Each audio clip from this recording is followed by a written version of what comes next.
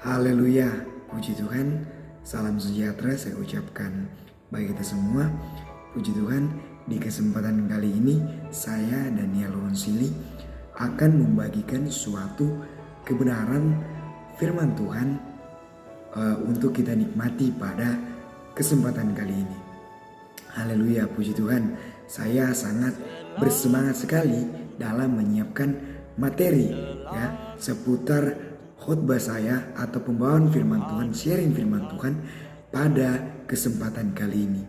Di kesempatan kali ini saya akan sharing firman Tuhan yaitu tentang only for God atau only for Jesus, yang artinya hanya untuk Tuhan, hanya untuk Yesus.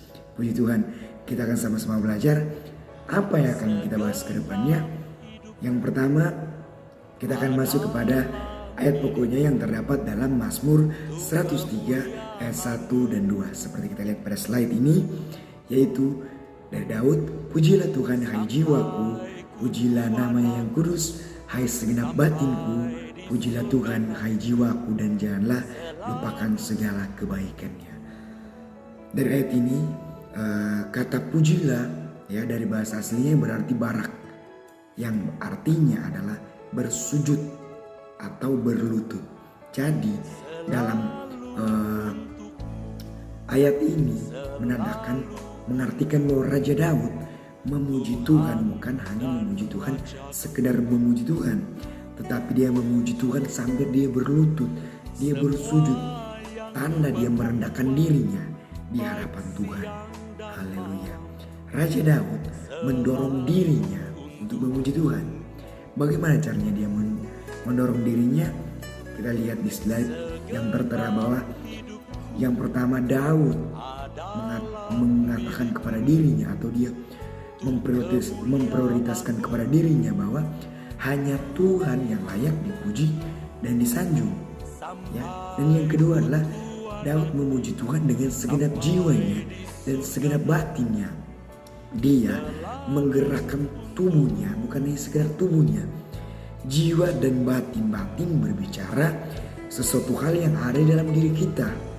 Jadi bukan hanya sekedar tubuh atau luar dari kehidupan Raja Daud saja, tetapi batin atau sifat roh dari Raja Daud.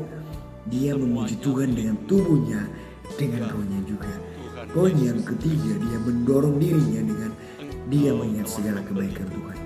Bagaimana pertolongan Tuhan dalam kehidupan Raja Daud, bagaimana Tuhan menyertai Raja Daud dari awal dia diurapi sampai dia menjadi raja, sampai dia mengalami kemenangan-kemenangan dalam peperangan. Banyak pertolongan Tuhan dalam kehidupannya. Maka itu dia mendorong dirinya untuk memuji Tuhan dengan cara dia mengingat segala kebaikan Tuhan. Yang berikut saya ingin membahas tentang alasan kita memuji Tuhan. Mengapa perlu kita memuji Tuhan?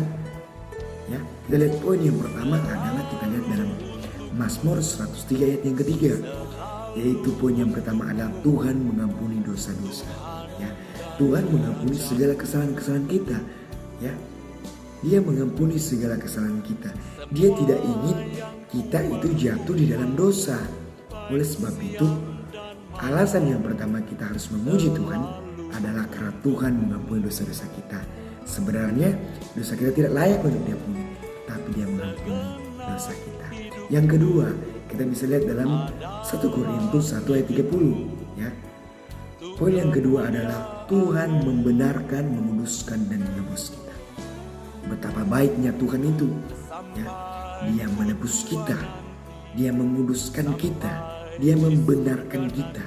Jadi patut kita untuk memuji Tuhan, karena kebaikan Tuhan lewat dia menebus dosa kita, lewat dia mengampuni dosa kita, dan bahkan sekarang dikatakan bahwa dia membenarkan kita, menguduskan kita, dan juga menebus kita dari alam maut. Haleluya. Poin yang ketiga kita bisa lihat dalam Ayub 33 ayat 28, yaitu poin yang ketiga adalah Tuhan menyelamatkan kita dari bahaya. Di sini katakan bahwa dia membebaskan nyawa kita dari liang kubur. Artinya dari sesuatu hal kecelakaan, dari sesuatu hal yang membinasakan, dia menyelamatkan kita untuk melihat terang. Poin yang keempat kita bisa lihat dalam Mazmur 103 ayat 4, yaitu poin yang keempat adalah Tuhan memberi kehormatan. Lewat apa?